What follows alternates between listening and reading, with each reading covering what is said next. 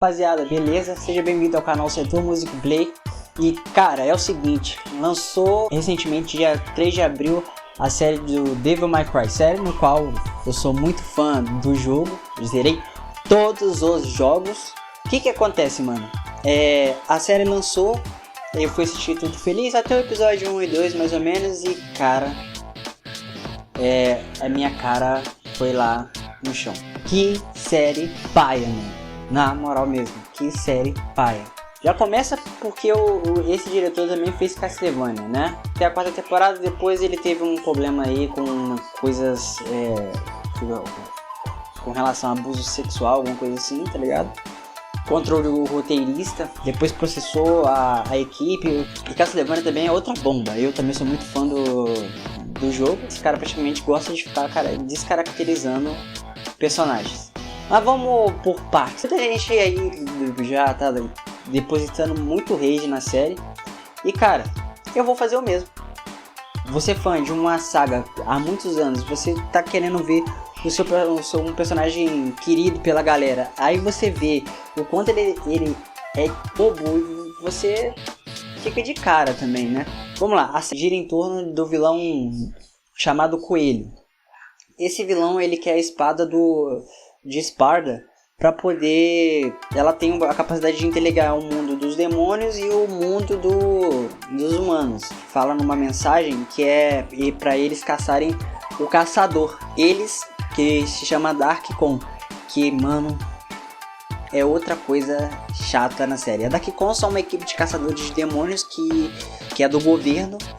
E, cara, são personagens tão chatos e tem mais tempo de tela e uma coisa tão necessária que você fica... Essa série faz praticamente a gente achar o reboot não tão ruim assim. Aí a Dark-Con, Matuta vai, Matuta vem, o caçador que ele disse era o Dante, né? Que até o episódio 1 e o episódio 2, você fica meio que sorridente, né? Porque ali mostra ele zoeiro, ele... E a super velocidade dele, a super força, tem um monte de... Você fica todo contente vendo isso, tá ligado? E eles vão atrás do Dante porque ele tem um colar que é uma metade, junto com o colar do Virgil, que consegue abrir essa fenda entre o mundo dos demônios e o mundo dos humanos. Até que tem uma cena muito legal, que é onde toca Rage Against the Machine, os mercenários atacam ele, e você vê a super velocidade dele, ele zoando com os caras, né? Ele chegando lá e atirando do lado deles, perguntando pra quem que eles estão atirando, né? Mas essa felicidade acaba quando a Lady entra em ação. Personagem chata, mano. Ela serve só pra falar palavrão, tá ligado? Diminuiu o protagonista e tá ali. É isso, mano. Ela é muito chata. A série inteira, mano. Ela captura o Dante, o Dante perde o colar de uma forma muito besta, mano, pra ela, que é tipo, o roteiro é meio inconsistente, a super velocidade dele só conta quando eles querem, tá ligado? Enfim, capturado, ela joga ele na van, né, porque o que ela serve pra essa série é diminuir o protagonista. Inclusive aí acontece do ataque dos demônios, do coelho, né? Que no caso aparece os demônios dos jogos, Igni Rudra, mais os bosses do Devil May Cry 4, a boss do Devil May Cry 4, do Devil May Cry 5. E ali, esses demônios só aparecem por puro fanservice, mano. Não é uma parada que eles não têm desenvolvimento nenhum. As falas deles são simplesmente vazias. Eles fazem um ataque e eles conseguem pegar o colar. Mas tem uma cena muito legal na ponte, que o Dante... Tem uma cena muito legal na ponte, que é o Dante... Tem uma cena muito legal, luta contra eles, de moto ali, é muito da hora. A cabeça dele explode, né? E ele é capturado e perde o colar. A Lady tem a localização desse colar e vai atrás deles, e ele é preso no avião. E ele desperta o seu Devil Trigger ali no avião de uma forma tão... O coelho tenta provocar tanto eles, mas assim... A ideia do Dante... O Dante não tem muito tempo de tela. A Lady tem mais tempo de tela do que ele. A gente não consegue saber o que faz nosso protagonista ali na série. A gente só tem uns flashbacks dele com a mãe dele. Ela indo pra esse prédio, ela descobre que existem demônios lá. E o coelho faz experimentos com eles, né? E ela vê que os demônios não são tão... E a equipe dela acaba morrendo nesse prédio aí. E a equipe tem mais tempo de tela, mas são personagens totalmente... Você não se apega a nenhum deles, eles morreram. E é isso. Acontece que, tipo, como ela viu que os demônios não são tão más e uma família salvou ela decide levar eles pro QG e vai até o topo pra confrontar o coelho. Lá ele descobre que ele não tá lá e aparece o Dante quando ele tava lutando contra o irmão do Ignis, né? E ela o derrota, né? Inclusive os bosses mais da hora, assim, quem derrota é ela. A protagonista é ela, não é o Dante. Ela tira o Dante, mas alguma coisa assim e tudo mais. Aí acontece que o vice-presidente manda matar essa família de demônios. As coisas acontecem tão rápido que você não se importa tanto, tá ligado? Apesar de ser o episódio ser construído muito bem, o Metamorfo, que é um dos demônios que aparece lá, e inclusive no episódio 2 ele aparece como Virgil, e o Dante só tinha visto o Virgil como criança, e ele aparece adulto ali, e o Dante reconhece ele como Virgil. É meio estranho, tá ligado? Por isso que eu falo que a parada é meio inconsistente, o roteiro é inconsistente a todo momento. As coisas acontecem quando ele quer, a super velocidade do Dante é só quando ele quer. Eles diminuem o protagonista, eles enaltecem uma personagem, mas de uma forma errada, tá ligado? Ela não tem... O vocabulário dela não é da hora, entendeu? E assim, fica nessa questão. O personagem, o vilão, que é o Coelho, ele é um personagem que eu gostei, particularmente. Achei muito da hora a historinha dele no episódio 6, que foi muito bem construída. Foi um episódio muito bem feito, tá ligado?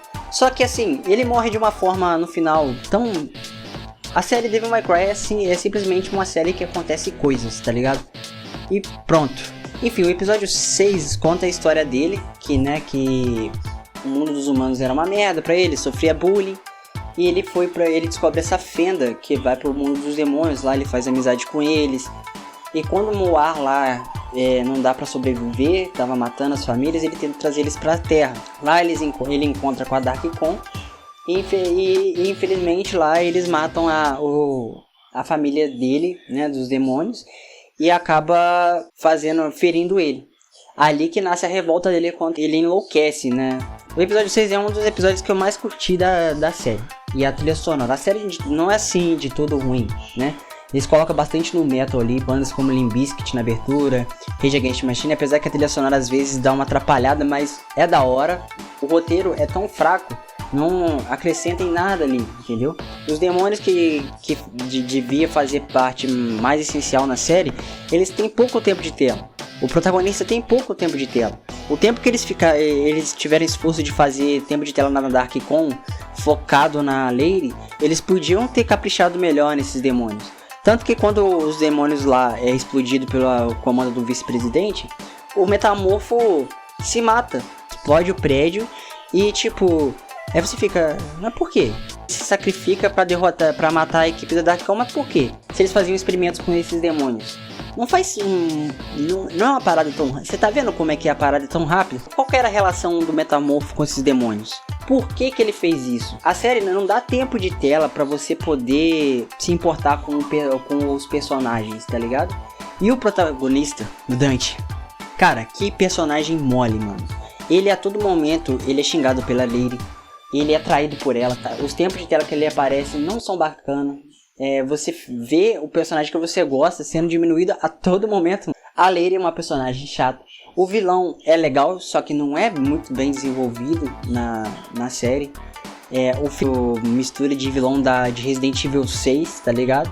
E morre de uma maneira que a Lady vai lá e o derrota, inclusive. Não é o Dante, entendeu? Ele só dá a cartada final.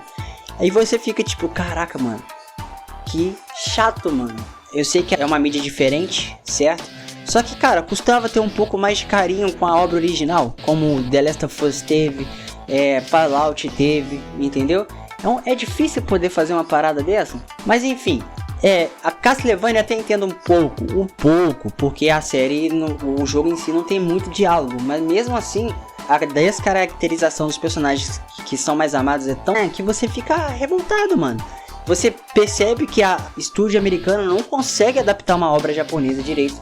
Esse Ed Shaka, ele faz umas coisas da cabeça dele, a direção dele é simplesmente quer atingir um outro público, mas o público-alvo, que é os fãs do jogo, ele não consegue agradar. Tudo bem ele fazer um reboot, reiniciar a série, contar a história do zero, mas podia ter um pouco mais de capricho, sem precisar rushar as coisas, sem dar visibilidade pra uma personagem. Eu não tô falando que tá errado deles botar ele como uma antagonista ali. Tudo bem se botar ela ali, aparecer ela mais. Só que, cara, ela só serve pra falar muito palavrão e diminuir o protagonista. Você não se apega a ela, a não ser achar ela muito chata quando ela aparece ali, entendeu? Até o episódio 1 e 2 eu não tinha visto muito comentário na internet, então assim, eu tava, nossa, super feliz que tava da hora, mano, tava bacana. Só que essa alegria vai se perdendo conforme vai passando. Provavelmente você que não é muito fã do jogo vai gostar da série. A trilha sonora é legal, a animação de luta é da hora. Só que, infelizmente, eu como fã do jogo não gostei. Se você gostou da série, mano, tudo bem. Ela tem certas partes muito boas, não vou mentir também, falar que a série é uma total porcaria. Mas pra mim não me agradou. Mas se você gostou, tudo bem, cada um tem o seu gosto. Espero que vocês tenham gostado do vídeo. Deixa um like aí, não esquece de se inscrever. Fiquem com Deus. E não esquece de ativar o sininho aí, beleza? Tamo junto, tá, rapaziada? Valeu!